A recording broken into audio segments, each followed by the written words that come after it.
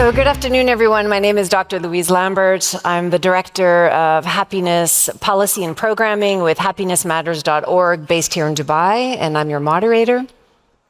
And today I have the pleasure of assisting on this fantastic panel with powerhouse women who are leaders in sustainability and urban planning, engineering, governance.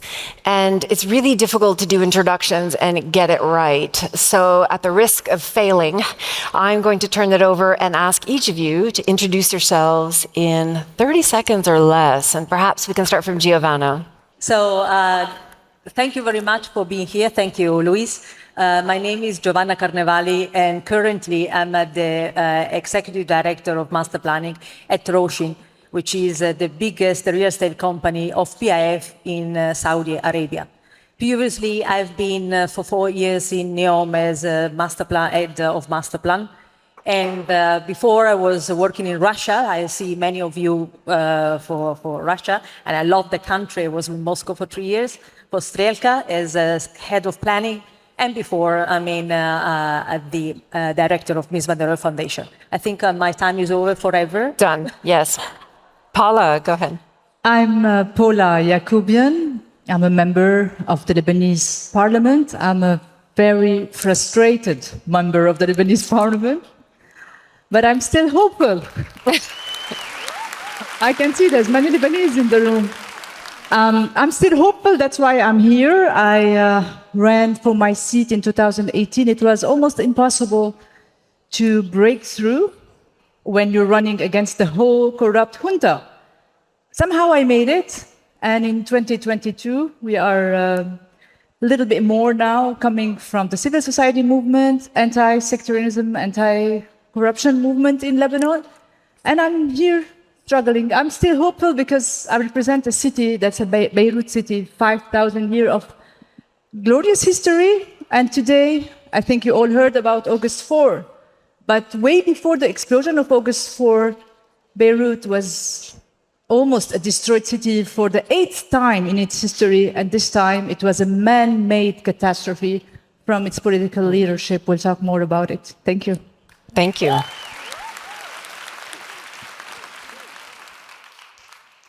So good afternoon, everyone. My name is Farah Naz. I am an engineer, a climate strategist, a mother.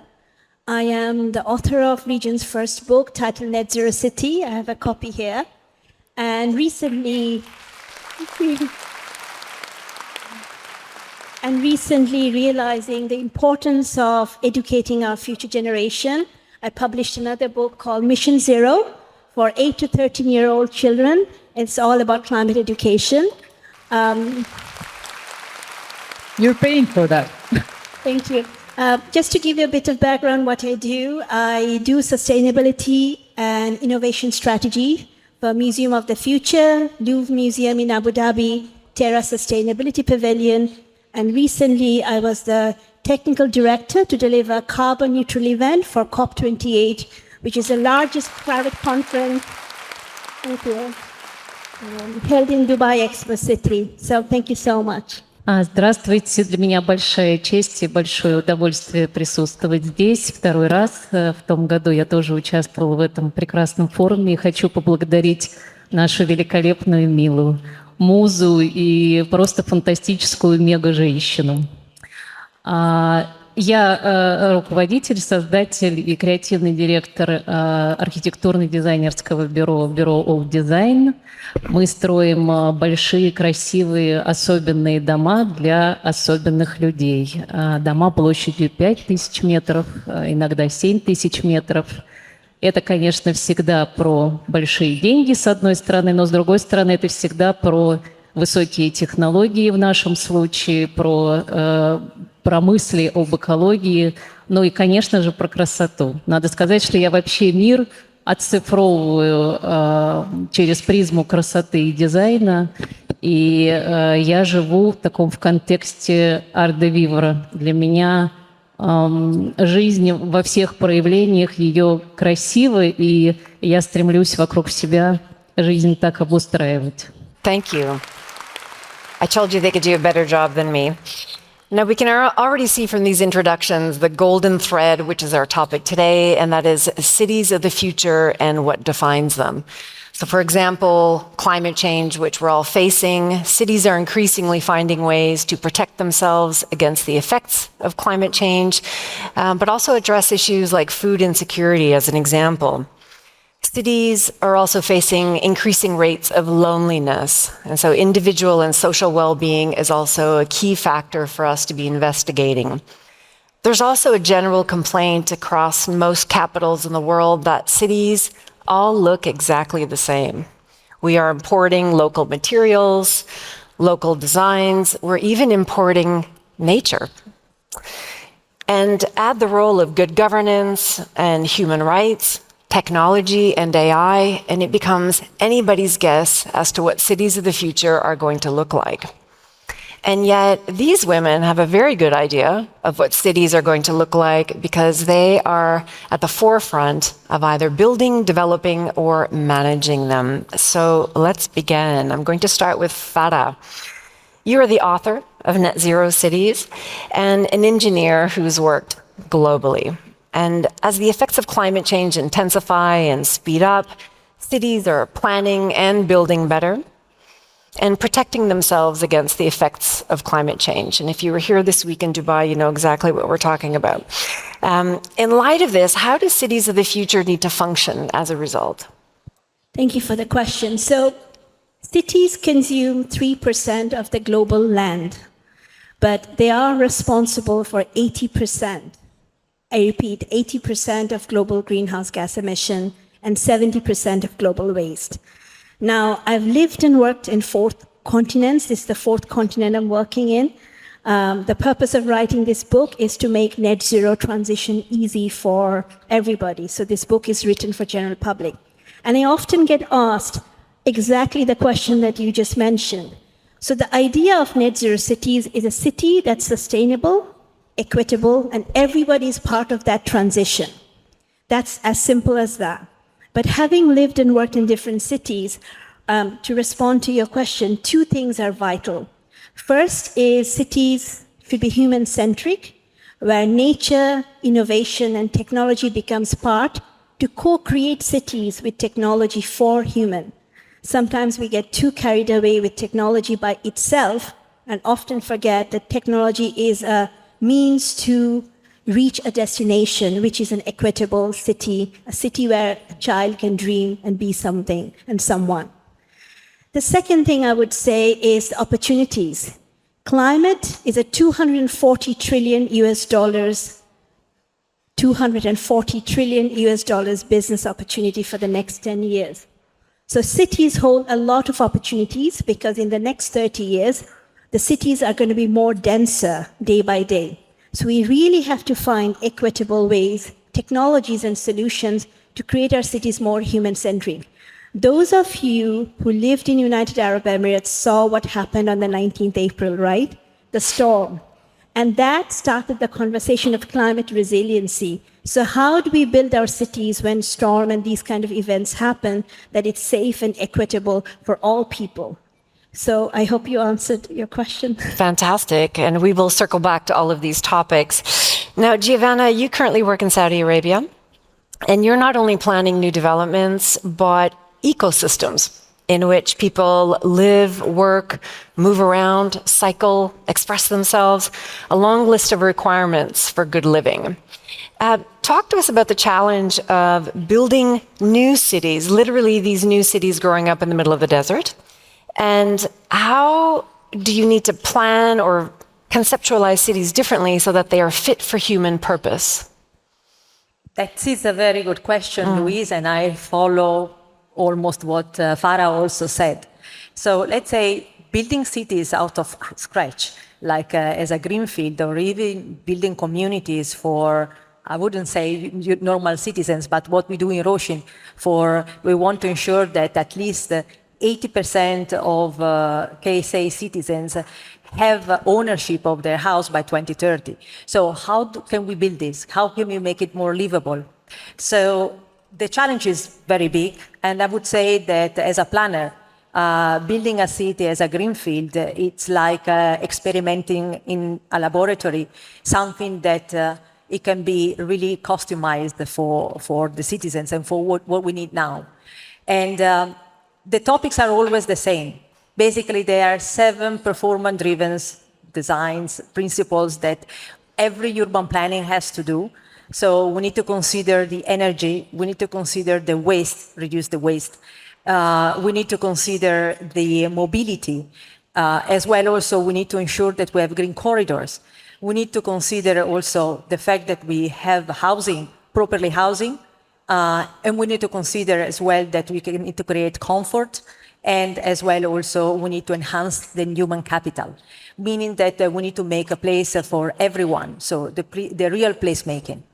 So this is a topic that everybody needs to do, everybody needs to consider, and then especially what Farah said, 230, so let's say the waste created in the world, the overall that we produced is two-thirds of this waste in the world is generated by cities. We are living in an incredible crisis and urgency to change the way we live. And the cities that we need to provide, and then we're experimenting probably in KSA, needs to face maybe faster than the other part, because I mean it's new, and then we need to provide these results. But I mean, it's a very long topic, to be honest. We cannot be solved everything in 4 minutes. But for sure, I mean, the challenge is very high, but we need to really consider and coming back on the human scale and understanding really what is sustainable. And sustainable is not meaning painting in green something like a public space or a building. We really need to consider all these factors, as I said, the 7 principles, and thinking as a system, and then in working together with a strong governance as well. If we don't have that, I mean, planning, urban design, and urban planning and architecture plays a fundamental role, but it has to be supported by government and also by private sectors that might have an incredible solutions to make our life better. Fantastic. And this is the second time we've heard this word people-centered, and that segues very nicely to what you do, Paula. So you work in a city context, but rather than focus on parks, cultural centers, homes, you focus more on how cities are operated and managed. So you're a member of parliament in Lebanon representing the Beirut district. I was waiting for the applause to come. There you go. Thank you. And you hold leaders accountable to democratic ideals of transparency, equal representation, and human dignity. Talk to us about how governance matters, particularly in cities, and how this can go right as well as go wrong. Thank you. Very good question. I don't think there is sustainable development without good governance. And this is why I started saying Beirut was destroyed for the 8th time, because we know in history Beirut was buried 7 times, but this time it's a man-made catastrophe. I'm not only talking about the explosion, I'm talking here about the corruption that led to the explosion that the whole world heard about. But there's also small explosions happening every day due to the bad governance we have and due to corruption. And still, despite all of that, Beirut is still a city where you want to live, where you want to go out, where you want to raise a family and have a life. Despite everything, when I look in 2018, when I went into the parliament, I had big plans, big dreams, so much ambition, and I started submitting legislation after legislation, laws, and campaigning for these laws. I did a fight against the incinerator of Beirut and many, many other fights. And then I look today, it was, so hard to make just one legislation pass. And then I wonder why. I mean, when you talk about legislation, I'm talking about sorting waste, about air pollution, how to make it better, about parks. Sometimes I have to focus on parks and green places and everything because there's so much to do on all levels. So as an MP of the city, I have to work on all these. But then nothing was passing. And you know why? Deep state, small interest, Everything happens in back rooms. That's why I'm trying to say here, corruption is lethal. And people should know who to vote for instead of, just voting for popular slogans and big divisions and sectarianism and all of that. Sometimes we have to look at plans. I took all these laws and I tried to implement it in a 8,000 square meter that I had in Beirut, thanks to my husband who is here, who is my biggest supporter. So I took this land and I did a lake in Beirut, in the middle of the city. I brought more than 5,000 bees. This lake has tilapia fish. I start planting, vertical planting, all kind of planting. It's just an example. And we plant in the compost that we do from our own garbage. So everyone, if you tell them Beirut now, those who are not Lebanese, they will think about the explosion and then they will remember the garbage crisis. I said I had big ambitions, but my ambitions were electricity, clean, affordable, and my ambitions were that simple, gathering or finding a solution for our waste. It wasn't that much of an ambition maybe, but even this, I felt that it will take so much time to implement it, so much time to convince people that they really need to change and not wait for the others. So till today, I'm telling you, if you don't have leaders like MBZ or Mohammed bin Rashid or these kind of leaders, you need to change the leaders all the time. Otherwise, it will not work. Damn. And you won't have cities where you can live. Fantastic. And let me just add one thing. It's not about the oil, because a lot of people will tell you, yeah, it's the oil and gas. Libya has oil. Venezuela has oil. Algeria has oil. It's sometimes about the vision, about people who want to implement something for their country, for their people. You would think, many people will criticize what I'm saying right now, but ask them, where do you want to live? Where do you want to raise a family? I want a stable country. I want a place where my kids are safe. I want good schools, good hospitals, and opportunities to flourish and for my dreams to become true. And this is what cities are about. There's many, many challenges, but I think for me, this is so important to have leaders who really wants to improve people's life, because cities are about the people. So leaders who care as much as people care about their cities. Let's move to Elena. Now, an aspect of your work includes attention to something not less important, but something we kind of forget about, and that is design and beauty. With the underlying assumption that buildings and spaces, whether it's an office, park, or home, should inspire people, make them feel good, make them feel like they are somewhere else than Sheikh Zayed Road is stuck in traffic.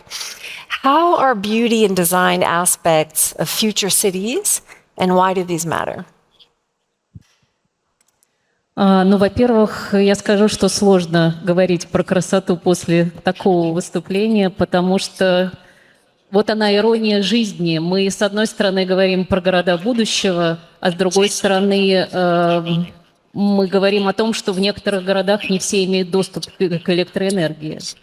И это, конечно, да, это наша сегодняшняя жизнь, но тем не менее я все-таки буду говорить про красоту, потому что мы женщины, мы рождены для того, чтобы ее нести в этот мир, поэтому я все-таки буду говорить про нее.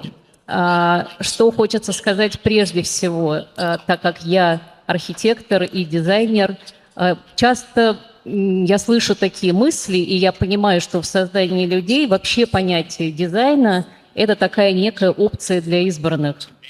Люди ассоциируют дизайн исключительно с красивыми решениями. Это не совсем так, потому что дизайн – это не только про красоту, дизайн – это про правильные интерьеры, и дизайн – это про атмосферу в интерьерах. Что такое правильный интерьер? Вчера у нас было очень много выступлений замечательных про сон, например. Ну, я вот вчера сидела, и, конечно, что мне первое пришло на ум, что спать – это крайне важно. И это действительно для нас, наверное, для женщин особенно одна из ключевых таких опций в том, как мы себя после этого ощущаем. Но будем ли мы хорошо спать, если у нас, уж простите за такую прикладной пример, если у нас неудобная подушка, если у нас неудобный матрас, если у нас жарко или холодно, если нас будет солнце, свет, а мы, допустим, этого не хотим. Это все как раз про дизайн. Поэтому я все время говорю, что делать правильные интерьеры это очень важно, потому что наша жизнь, она формируется в наших домах. Мы засыпаем в наших домах, и мы просыпаемся в наших домах.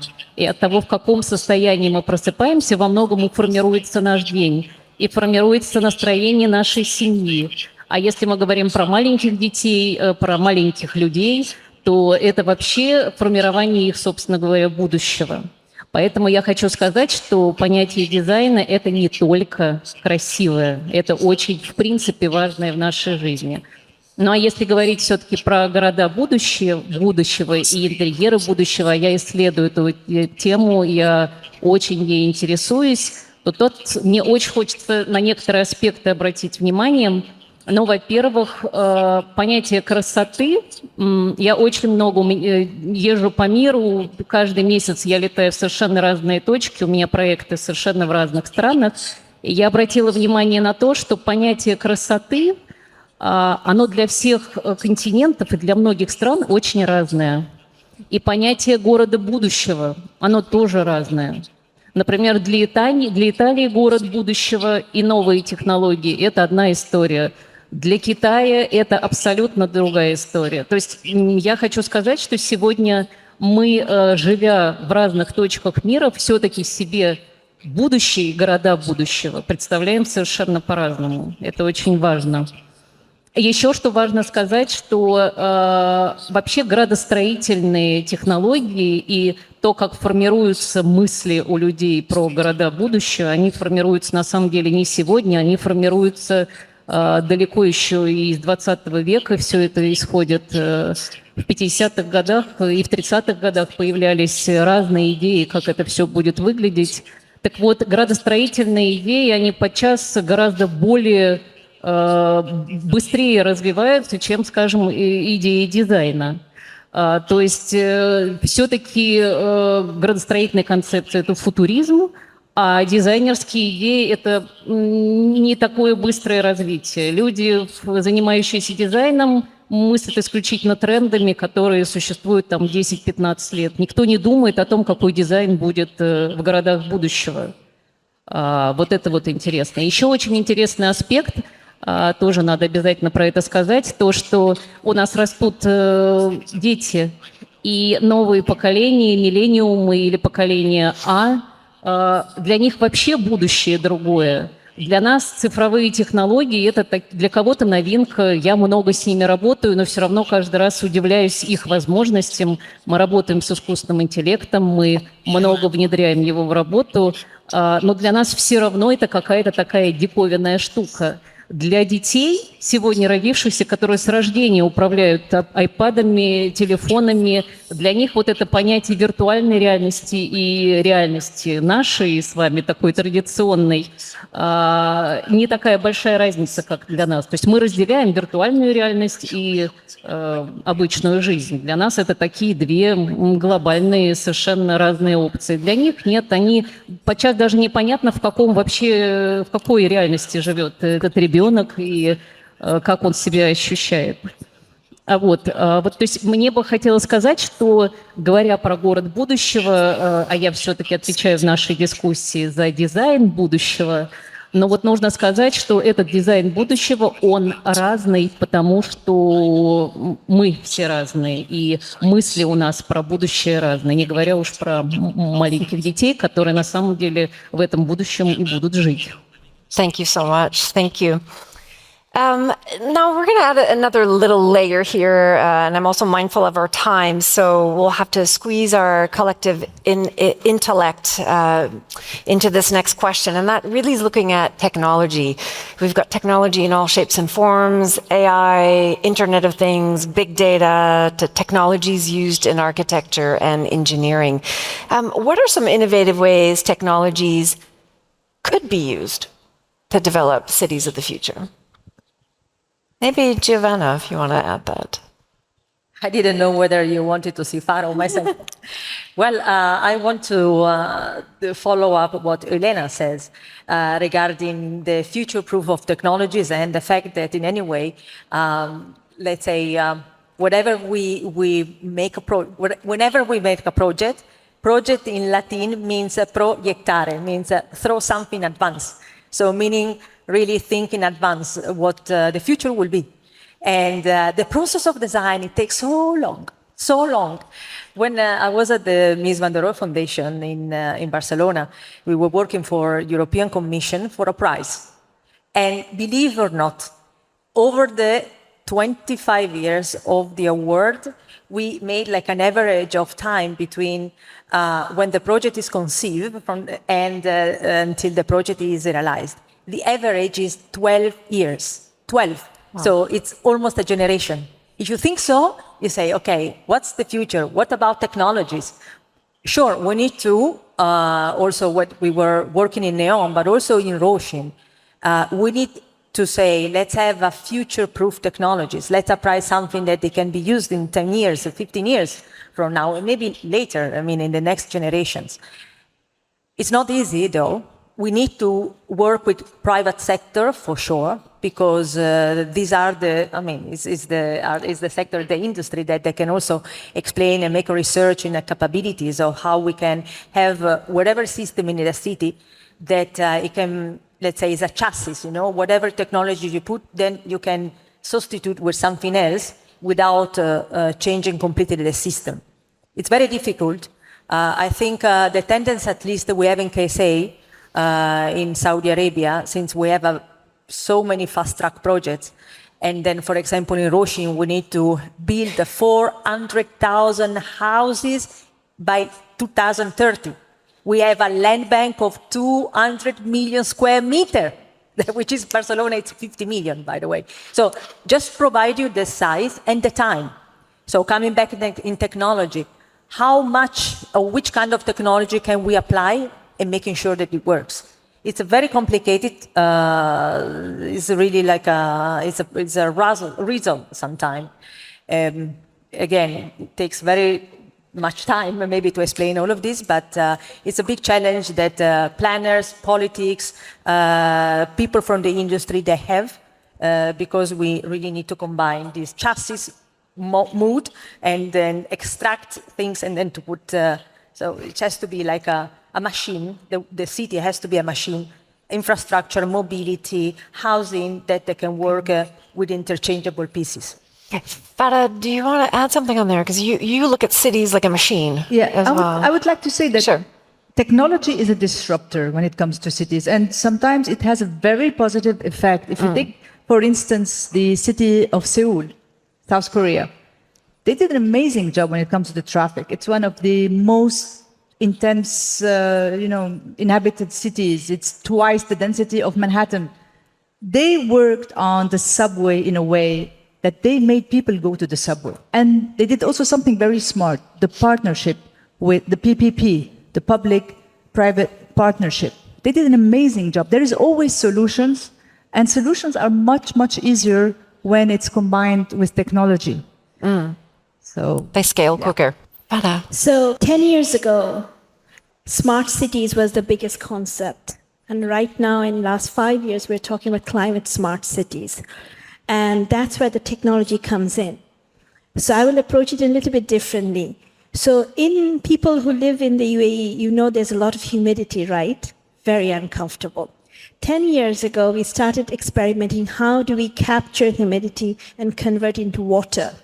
And now any of you, if you have visited Terra Sustainability Pavilion in Expo City, the solar trees that you see, they all capture humidity, convert it into water. During COP28, 30% of the water, whoever went to COP Expo City, 30 to 40% of the water that you drank was from the humidity, converted into water. And we are doing it for all the conferences in Abu Dhabi. So what I'm trying to say is that technology should be very context specific. So the example that you have given, or capturing humidity and converting into water. When we were delivering Museum of the Future, we had to look at technology in a different way because you know that Museum of the Future lights up at night. But then they also wanted to be technologically very advanced and energy efficient. So how do you create a museum that lit all night and still be sustainable? So what we did is we put solar PVs, connected it, dug a hole on the ground and connected it a few miles away to the museum itself. Why did we do that? Because we realized that at one point, if the grid electricity is turned off, the museum can be self-sufficient. So these are the small pilot case studies I think we need to see how efficiently we are going to be using technology. The last point I want to say, obesity is a big problem in different parts of the world.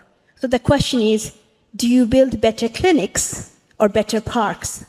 Because if we consciously teach people to become healthier choices, technology could be used in your home to give you cognitive choices. Now, everybody wears a smartwatch. I don't wear one.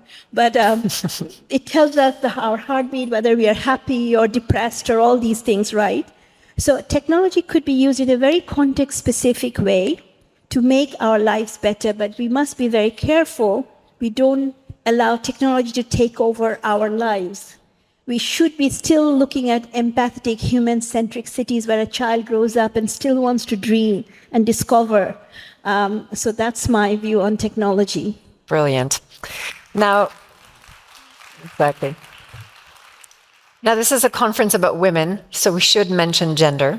So maybe in 45 seconds or less, I'm going to ask each of you, what is the unique role women can and must play in developing cities of the future?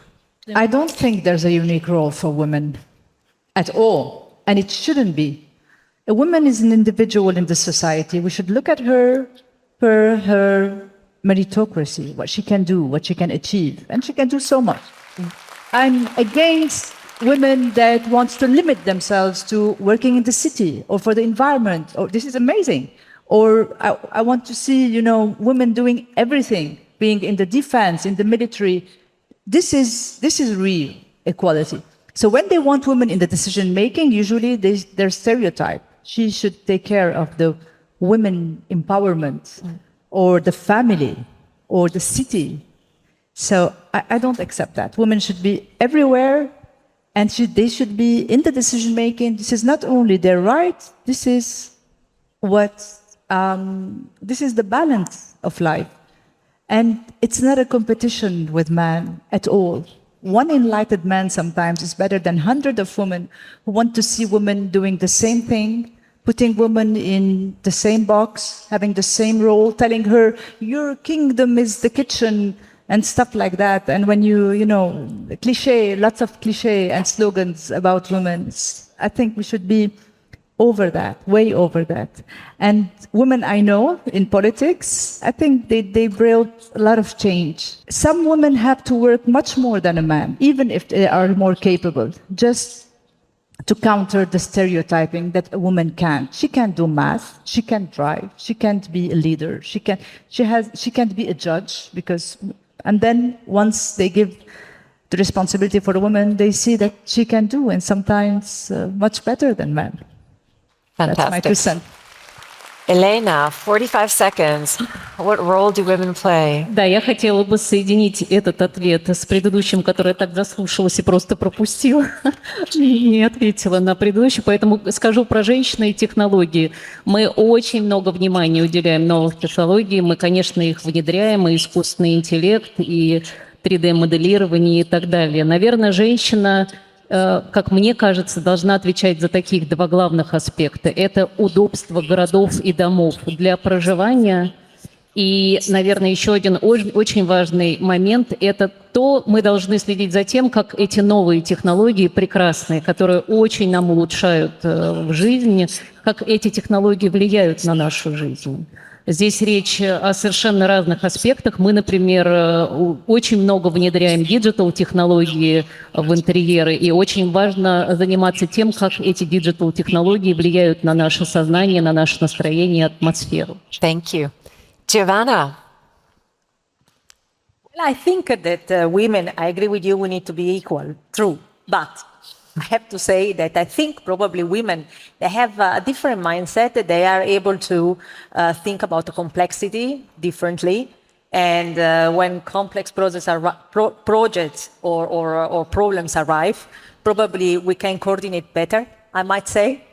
I don't want to be too much in favor of women, but I see also in planning point of view, I mean, women are easier to talk to coordinate, and then to find really a multiple solution at the same time, while men are much more focused probably on binary way. Sorry, I'm looking at you as probably the only man here, your husband, but that's what I believe.